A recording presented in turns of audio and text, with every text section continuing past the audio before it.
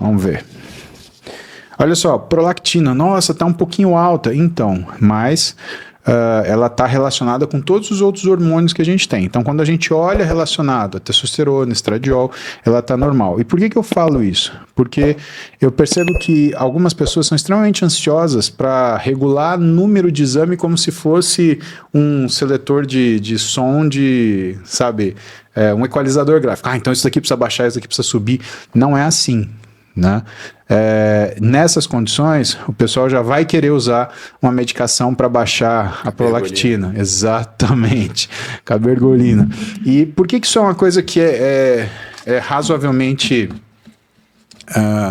delicada? Porque a cabergolina, ela aumenta, por exemplo, o que são rituais. Então ela tem uma ação cognitiva secundária, e se você tem uma pessoa, por exemplo, que fuma, ela fuma mais. Se ela joga mais. Se ela tem dificuldade de controlar a alimentação, ela tem mais dificuldade de controlar essa alimentação. Então se você já está numa fase onde você está cuidando da alimentação, e você resolve, vou usar cabergolina para baixar minha prolactina. Primeiro que você não precisa fazer isso, a prolactina ela é praticamente inofensiva, por exemplo, no seu caso, né? A gente procura, né, fazer um diagnóstico quando existe a possibilidade de um microadenoma, né, de hipófise, né? Então isso pode acontecer, normalmente uma compressão de haste da hipófise, aí você tem uma dosagem de prolactina aumentada, e isso pode levar, por exemplo, a uma inibição de produção de testosterona, que no seu caso não é uma preocupação. Então essa medicação, né, ela não caberia para você, e dependendo do que é o equilíbrio dos hormônios, não cabe também. Mas tem alguma coisa a ver relacionada à prolactina alta com retenção, alguma coisa assim? Não tem. O que pode acontecer é assim, o estradiol ele aumenta a prolactina. O estradiol ele é um hormônio que é fundamental para a nossa saúde cognitiva, ele protege o neurônio.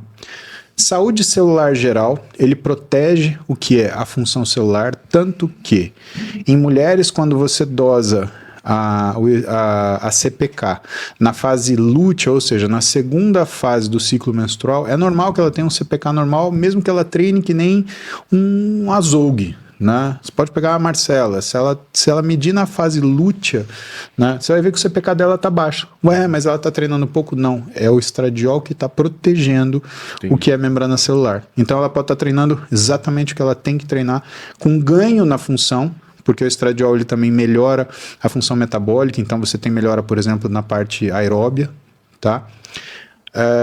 Mas você não tem aumento de estradiol. Agora, a prolactina responde ao estradiol. Então, se você tem aumento de estradiol, você tem aumento de prolactina. E o estradiol, em excesso, ele faz duas coisas que a gente tem que saber. Primeiro, ele aumenta o que é a glicemia. Então, ele potencialmente aumenta a resistência periférica à insulina. Segunda coisa, ele é agonista do sistema renina-angiotensina-aldosterona, que é o sistema que controla a nossa pressão arterial. Então, o que ele faz? Ele faz vasoconstrição periférica, ele faz diminuição do recrutamento vascular periférico, ou seja, ele fecha o capilar, aumentando a nossa pressão. Então, quando você fecha o capilar e aumenta a resistência à insulina, porque você aumentou a glicemia, você retém líquido. Então, quando você vê uma prolactina alta, você não vai querer tratar a prolactina, você tem que ver se é o estradiol que não está alto, fazendo essa bagunça toda que você está vendo. Cortisol seu tá bonitinho,